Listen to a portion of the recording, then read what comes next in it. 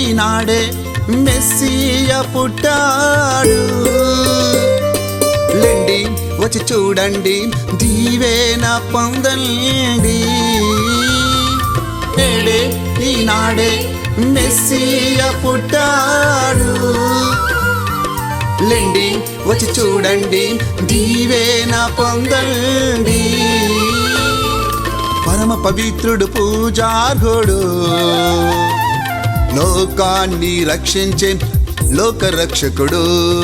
పరమ పవిత్రుడు పూజార్హుడు, లోకాన్ని రక్షించే లోక రక్షకుడు.